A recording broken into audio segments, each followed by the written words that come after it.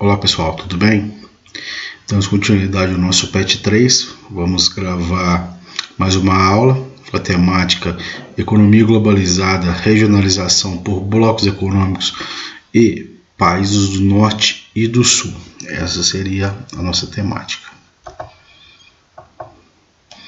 Bem, regionalização por blocos econômicos. Um aspecto da economia globalizada é a diminuição ou a eliminação das barreiras alfandegárias, taxas, impostos e restrições a produtos e serviços entre países ou blocos de países. Sua principal função seria para estimular a circulação de mercadorias e de capitais. A busca pela ampliação do comércio internacional estimulou a formação de blocos econômicos, isto é, de associações de países com o objetivo de ampliar as relações econômicas, realizando trocas comerciais com pouca ou nenhuma restrição. Para a gente entender melhor, vamos definir o que seriam esses blocos econômicos.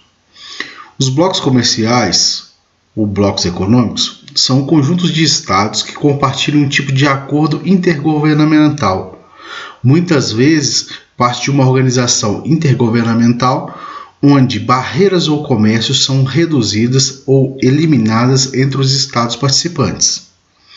Os blocos econômicos compreendem a formação de mercados regionais entre países a fim de dinamizar e integrar a economia de seus membros, através da livre circulação de mercadoria ou da redução de impostos cobrados em importações. A tendência para a criação e difusão de blocos econômicos em todo o mundo aconteceu após o término da Guerra Fria, mas a sua prática começou a ocorrer após o final da Segunda Guerra Mundial. Lembrando que a Segunda Guerra Mundial teve início em 1939 e término em 1945.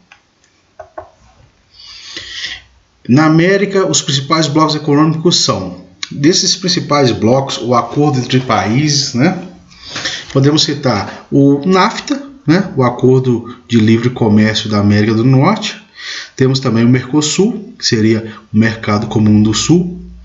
O CAN, que é a Comunidade Andina e CARICOM, que é a Comunidade do Caribe. E na Europa, tem a União Europeia. Na África tem o SADC, da Comunidade de Desenvolvimento da África Austral. Na Ásia podemos citar a ASEAN, Associação de Países do Sudeste Asiáticos, e existem blocos transcontinentais, como a PEC, a Cooperação Econômica Ásia-Pacífico, que reúne países da América, Ásia e da Oceania.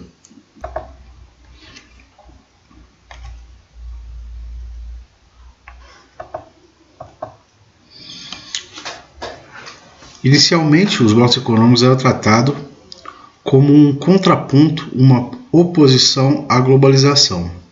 Imaginava-se que a sua formação iria potencializar as dinâmicas comerciais em nível regional e enfraquecê-las globalmente. No entanto, hoje se sabe que os blocos econômicos são, na verdade, um dos principais elementos que propiciam a instrumentação de uma economia em nível global.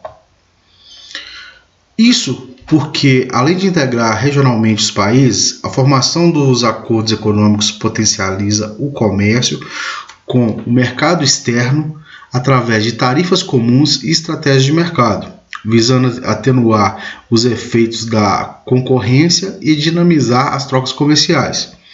O primeiro acordo internacional entre países a se construir no mundo foi o Benelux, que seria a semente para a formação posteriormente da União Europeia.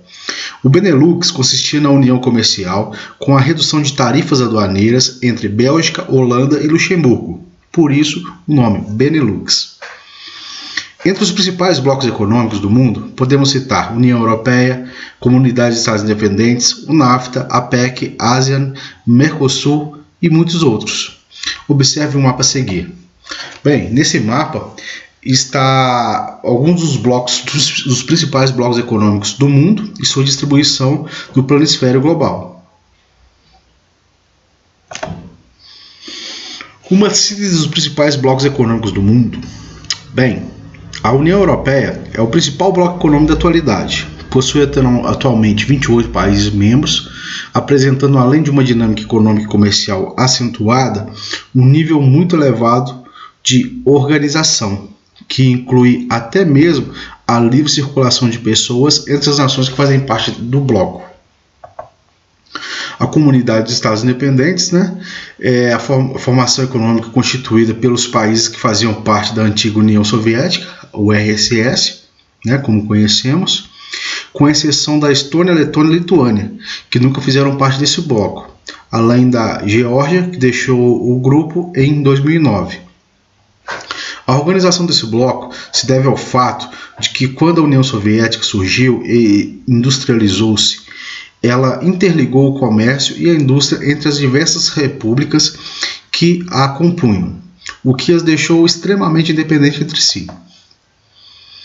Podemos citar também dos principais blocos da América, seria o NAFTA, né, uma sigla do inglês, traduzindo seria um Tratado Norte-Americano de Livre Comércio, é integrado apenas por 3 países, né, Estados Unidos, Canadá e México.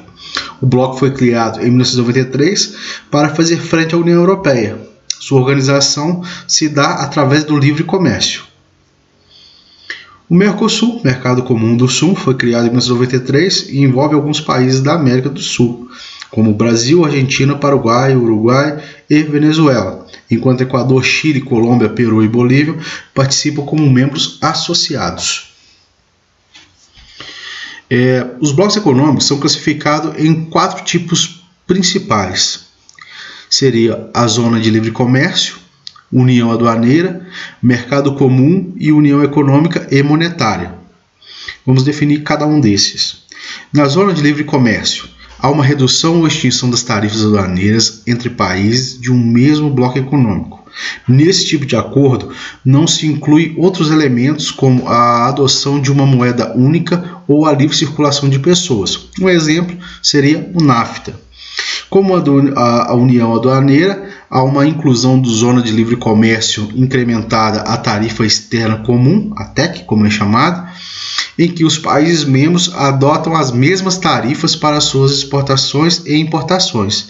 A exemplo disso, temos o Mercosul. Temos também outra modalidade, que seria o Mercado Comum, né? A mais avançada integração entre países que fazem parte de um mesmo bloco, visa, além da eliminação das tarifas aduaneiras, a integração total em circulação de bens, mercadorias, capital e pessoas, né? A exemplo desse mercado comum, nós temos a União Europeia. E, por fim, a União Econômica e Monetária. É quando os países do mesmo bloco adotam uma moeda única de circulação livre entre eles. A exemplo, temos a chamada Zona do Euro, né, na União Europeia. Para a gente entender um pouco melhor, a partir da industrialização e desenvolvimento dos países, criou-se 2 termos, né, para distinguir países do norte e países do sul. E assim ficou essa definição. O fim das disputas ideológicas entre os blocos capitalistas e socialistas tornou a diferença socioeconômica entre os países mais evidente. Surgiu então um novo conflito marcado pela contradição entre os países do norte, considerados países ricos ou desenvolvidos, e os países do sul, que são considerados países pobres ou subdesenvolvidos.